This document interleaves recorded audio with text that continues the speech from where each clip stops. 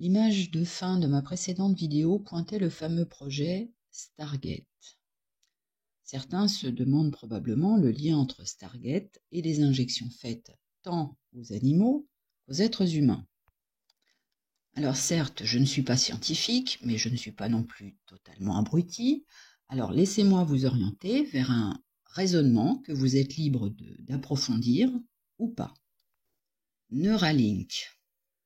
Dans cette précédente vidéo, le monsieur a volontairement incrusté l'extrait d'une vidéo à 4 minutes 22, montrant Elon Musk en train d'expliquer certains types d'interfaces directement liées aux neurones corticaux pouvant être implantés via les veines et les artères qui ouvrent une voie directe à nos neurones. Tous les auditeurs de la présente vidéo ont, à minima, entendu parler de l'entreprise Neuralink, qui est l'une des trop nombreuses entreprises d'Elon Musk, et j'ai posé la question suivante à l'intelligence artificielle. Pour atteindre l'objectif de la mission affichée en page d'accueil de la société Neuralink, qui est créer une interface cérébrale généralisée pour redonner de l'autonomie à ceux dont les besoins médicaux ne sont pas satisfaits aujourd'hui et libérer le potentiel humain de demain. C'est ce qu'ils affichent en page d'accueil.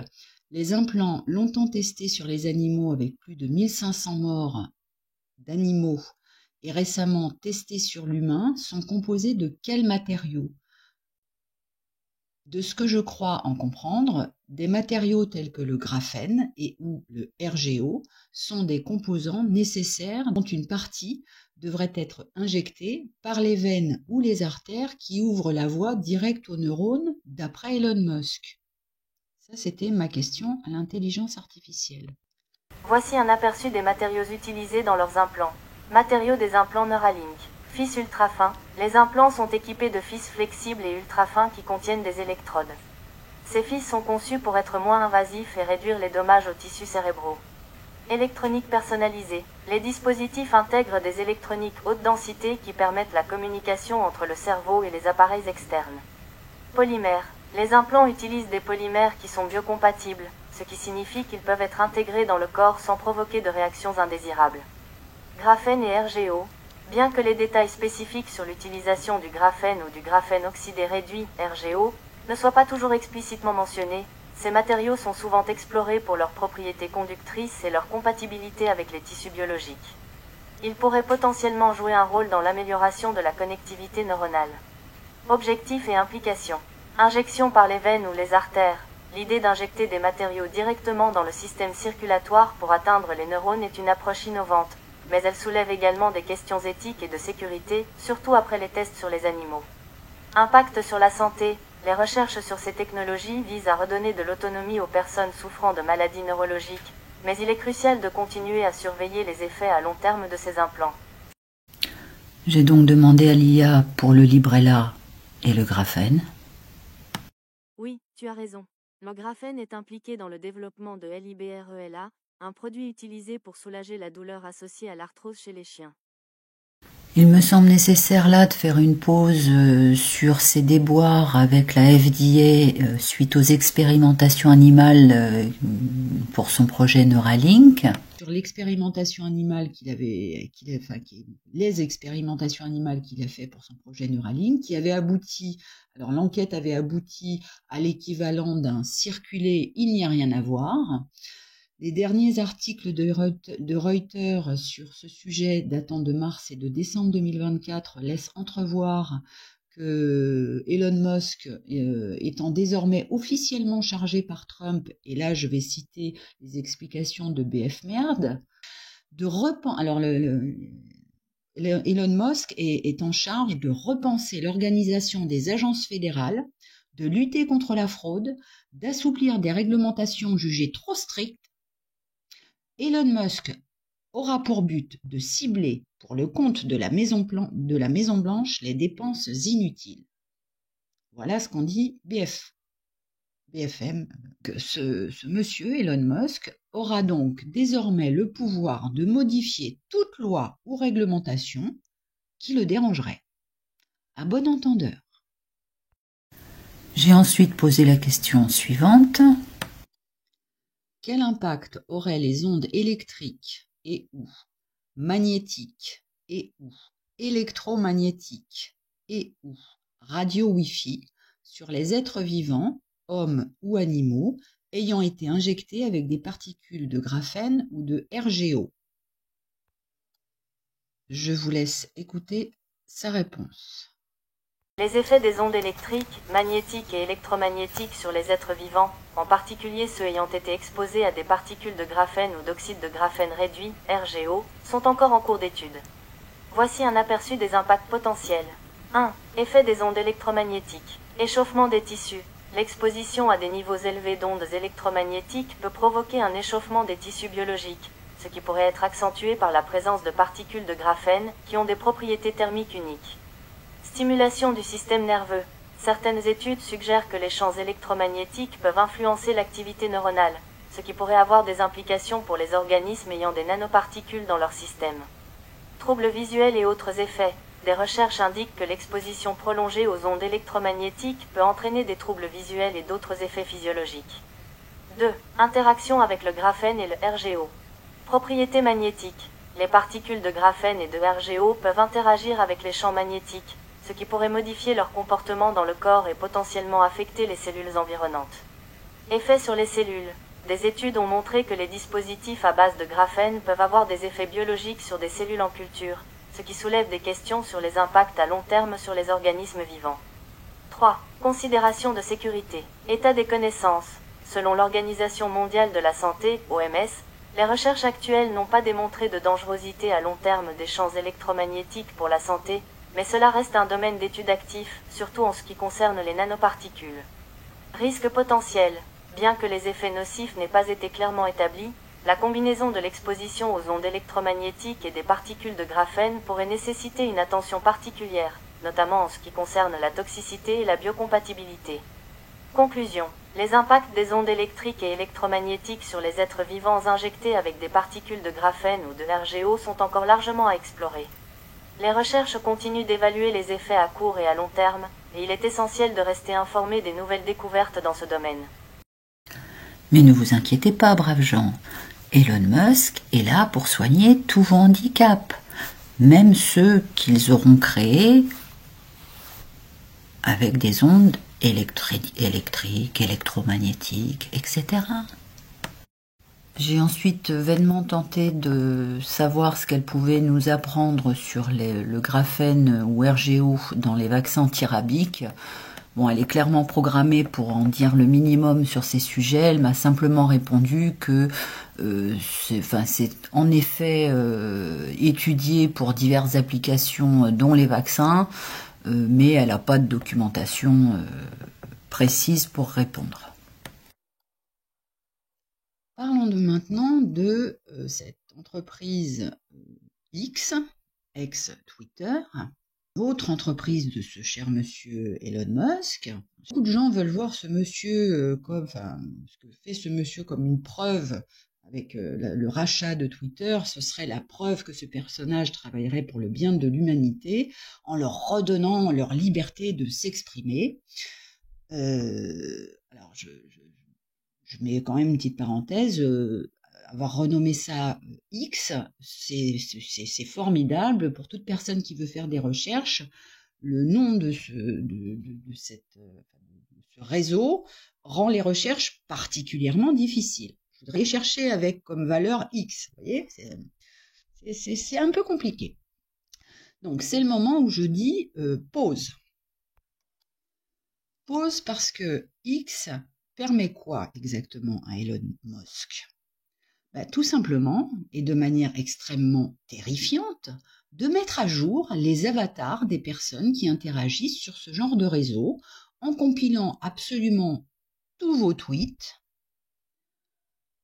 ce qui permet ensuite de vous catégoriser, alors que ce soit sur vos idées, vos avis, vos humeurs, et j'en passe. En d'autres termes, de faire ce que les anglo-saxons appellent du profiling. Ils vous profilent. Voilà. Monsieur Musk vous profile. Pour mieux comprendre où ils en étaient déjà en 2021, on est en début 2025, mais déjà en 2021, il y a plus de 4 ans, je vous renvoie à la vidéo que vous trouverez sur cette chaîne ou sur Odyssée et que j'ai titrée « Ils contrôlent nos esprits par nos avatars virtuels, une réalité factuelle ».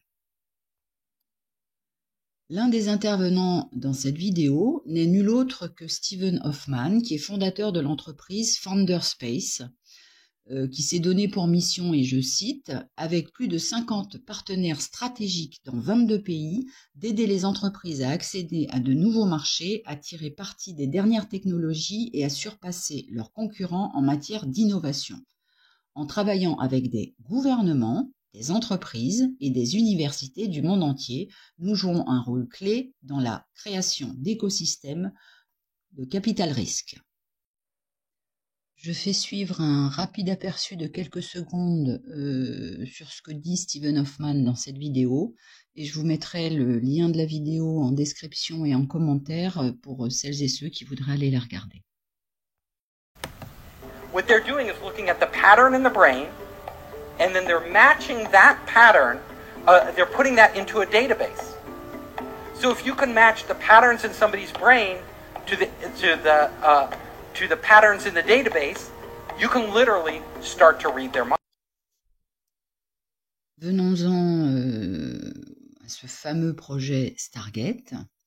Je vais d'abord vous faire écouter la première réponse faite par l'intelligence artificielle à ma question « Peux-tu me communiquer une liste de tous les projets gouvernementaux ou d'entreprises, passés, présents ou, entre guillemets, futurs, ayant comme nom Stargate, avec un court descriptif de ces projets ?»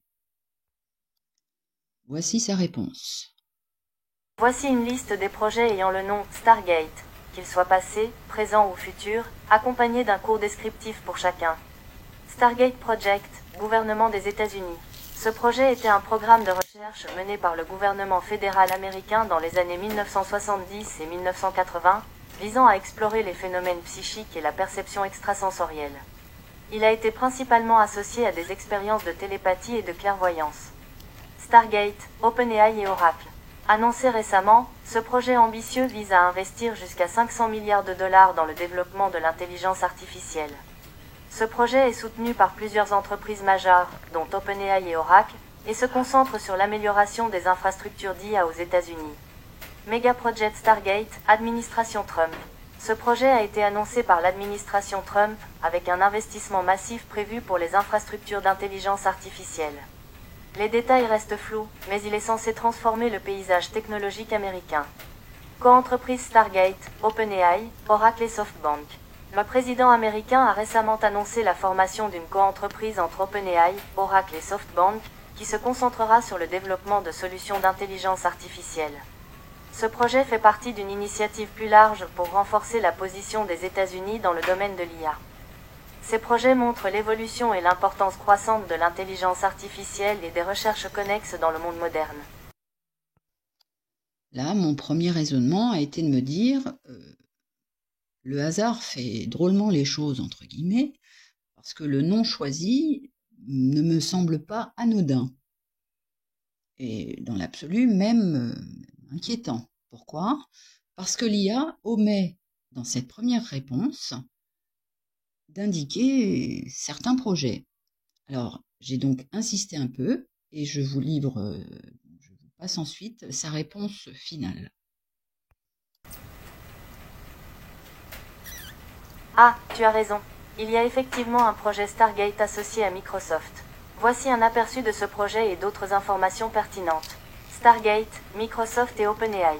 Ce projet concerne la création d'un supercalculateur d'intelligence artificielle. Annoncé en avril 2024, il vise à développer une infrastructure IA avancée en collaboration avec OpenAI.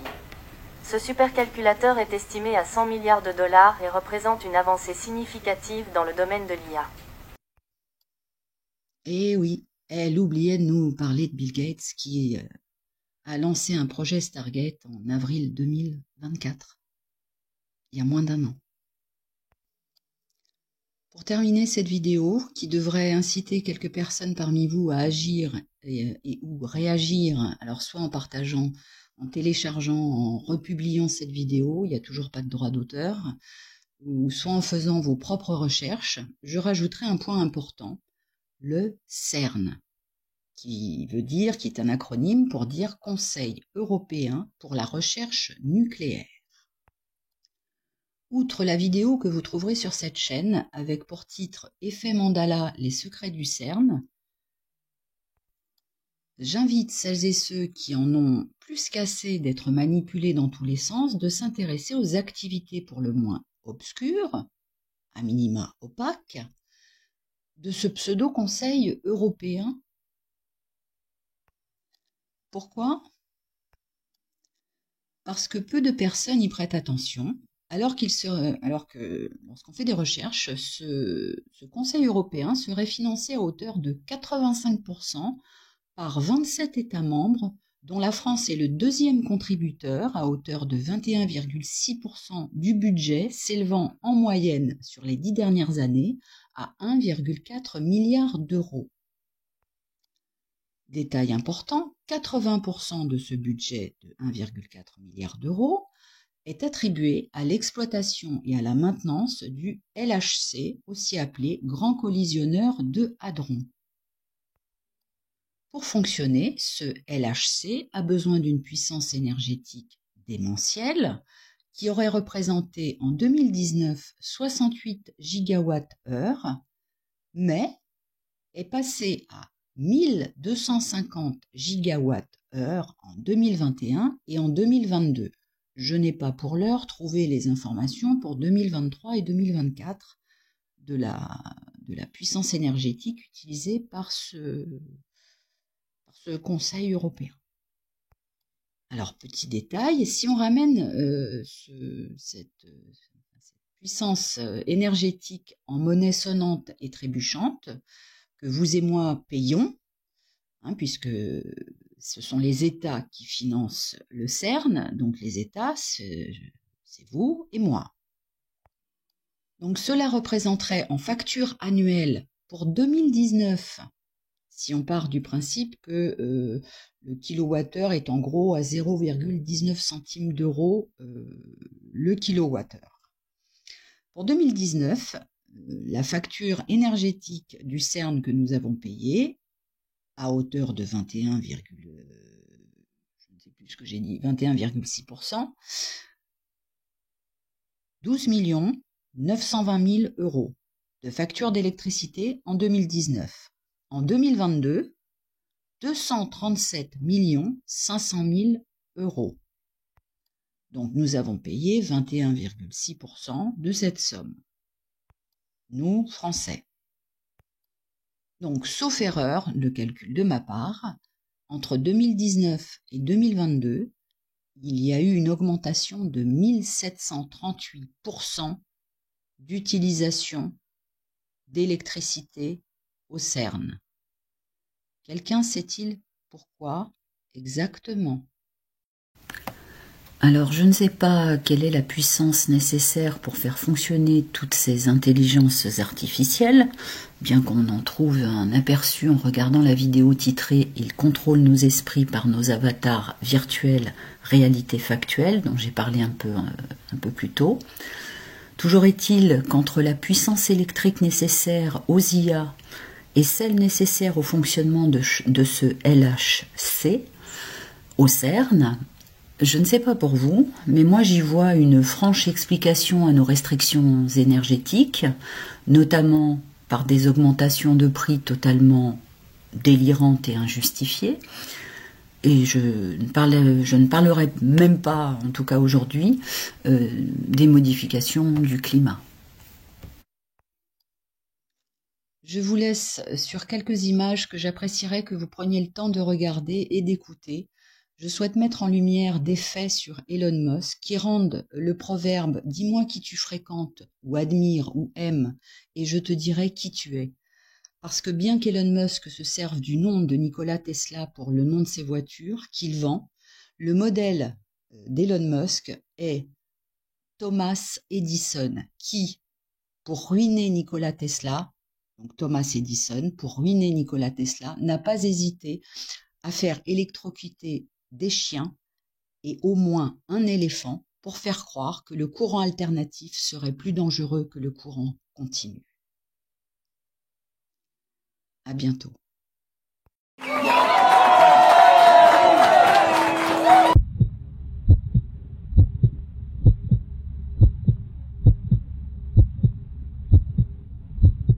I think Edison was certainly a role model, probably one of the biggest role models. Did you study Edison's life? Yeah, I read books about him, absolutely. It's an interesting contrast, like Edison versus Tesla, because interesting, the car company is called Tesla. And the reason it's called Tesla is because we use an AC induction motor, which is an architecture that Tesla developed. And the guy probably deserves a little more play than he gets in current society. But on balance, I'm a bigger fan of Edison than Tesla. Because Edison brought his stuff to market and made those inventions accessible to the world, whereas Tesla didn't really do that. Right.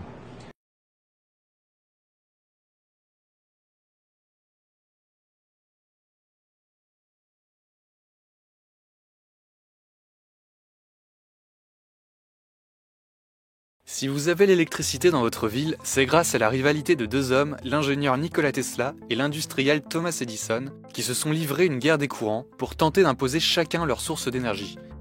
Une révolution technique avec son lot de coups bas et de victimes innocentes. Nikola Tesla débarque à New York en 1884. Il est alors un ingénieur prometteur de 28 ans, originaire des Balkans. Tesla est embauché pour améliorer le réseau électrique de la ville. Il travaille alors pour Thomas Edison, entrepreneur à succès, industriel puissant qui a mis sur le marché l'ampoule à incandescence. Edison ne jure que par le courant continu, une énergie fiable qui est produite dans des centrales à charbon au cœur des villes. Faut pas croire que les gens de la fin du 19e siècle n'étaient pas sensibles à la pollution. Le charbon, c'est chaud, ça dégage de la chaleur, ça dégage des poussières. Il y a même des explosions. Donc l'idée, dans un pays de la taille des États-Unis, c'est de dire, il faudrait capter des sources d'énergie électrique en dehors de New York, mais d'apporter cette énergie dans New York. Pour résoudre tous ces désagréments, Nikola Tesla a une solution. Un moteur produisant du courant alternatif, une énergie plus flexible et qui peut être transportée sur de plus longues distances. But you are making a mistake. What? Direct current may be fine for cities when the buildings are close together, but most of your country is empty spaces. Only high voltage can span a distance. Le courant continu est connu depuis très longtemps. Le courant alternatif, ce courant qui change de sens régulièrement, bon, on sait que ça existe, mais bon, c'est quand même quelque chose qui n'est pas évident d'un point de vue ni technique, ni j'allais dire intellectuel, que d'utiliser un courant qui change très souvent de sens, 25 fois, 50 fois par seconde. Tesla se heurte au mépris de Thomas Edison et recherche alors d'autres investisseurs. Mais Edison sait au fond que l'invention de Tesla représente l'avenir et que ce rival menace son propre monopole. L'industriel influent lance une campagne mensongère pour répandre l'idée que le courant alternatif de Nikola Tesla est dangereux. Edison organise des démonstrations où des chiens sont électrocutés avec du courant alternatif. Start the generator. Ces démonstrations donnent l'idée à certains médecins d'utiliser le courant alternatif avec les condamnés à mort. C'était parti un peu comme la guillotine sur le fait qu'il fallait humaniser la peine de mort et la rendre moderne et immédiate. Bon, ça n'a pas été le cas. Le 6 août 1890, la chaise électrique est utilisée pour la première fois sur William Kemmler. L'exécution rate. Le condamné agonise de longues minutes devant un public horrifié, ce qui entache un peu plus la réputation du courant alternatif. Cette croyance du fait que l'alternatif est plus dangereux que le continu, on vous la retrouver par exemple dans un pays comme la France. En 1888, les premiers décrets, les premiers arrêtés sur le fait de mettre le courant dans les maisons disaient, en gros, le continu, il n'y a pas de problème. Avec l'alternatif, vous faites entrer la foudre dans les maisons. À cette propagande, Tesla répond avec des démonstrations spectaculaires et féeriques, où il parvient à illuminer des ampoules sans fil grâce à l'électricité qui traverse son corps. Utiliser toute la magie de l'électricité. C'est un homme de spectacle aussi. Et puis surtout, il va mettre au point des moteurs de plus en plus perfectionnés. Derrière tout ça, on se rend compte que quand il faut monter ou abaisser la tension quand on veut faire voyager l'électricité, c'est beaucoup plus facile avec du courant alternatif. En 1896, la guerre des courants s'achève avec la construction d'une centrale électrique sur les chutes du Niagara qui alimente New York en courant alternatif. Inventeur génial mais piètre entrepreneur, Tesla ne tire pas bénéfice de ce succès. Il meurt seul et ruiné en 1943 après avoir laissé des dizaines de brevets qu'il n'a pas pu commercialiser en son nom. Malgré ce revers, Edison dirige son empire industriel jusqu'à sa mort en 1931 à 84 ans. Le réseau électrique américain mettra des décennies à s'adapter au courant alternatif, mais le courant continu est encore utilisé, par exemple dans les câbles sous-marins. 50 000 $, c'est le prix que propose le célèbre Thomas Edison pour améliorer ses machines électriques près de New York à la fin du 19e siècle. Pour relever ce défi, un jeune immigré croate, Nikola Tesla, se présente et résout le problème avec une ingéniosité qui laisse deviner un esprit particulièrement génial. Satisfait, il vient donc réclamer son salaire auprès d'Edison. Mais le grand homme lui rit au nez et lui dit « Jeune homme, vous n'avez rien compris à l'humour américain. » C'est pourri, gamin ! Tesla part en claquant la porte. Cet incident marque le début d'une terrible rivalité entre les deux hommes. Partisan du courant alternatif, Tesla fonde son entreprise pour concurrencer Edison, le roi du courant continu. Edison réplique en voulant prouver les méfaits du courant alternatif. Il va jusqu'à électrocuter des animaux en public par ce procédé. Bien que profondément ennemis, leurs découvertes et inventions ont changé la face du monde. Et en 1915, ils sont tous les deux pressentis pour recevoir le prix Nobel. Mais coup de théâtre, il est finalement attribué à Bragg, père et fils. Mais que s'est-il donc passé ? Certains prétendent que Tesla, rancunier, aurait refusé de partager son prix avec Edison. D'autres pensent au contraire que c'est Edison qui a voulu priver Tesla, éternel fauché, de la somme de 20 000 $ qui accompagnait le prix. Comme quoi, la vengeance est un plat qui se mange froid, même entre scientifiques. Alors, votre modèle à suivre. Thomas Edison, parce qu'il savait faire de l'argent en électrocutant des chiens, et au moins un éléphant, et accessoirement en volant le travail de Nikola Tesla, ou Nikola Tesla, génial inventeur, fauché parce que motivé à créer.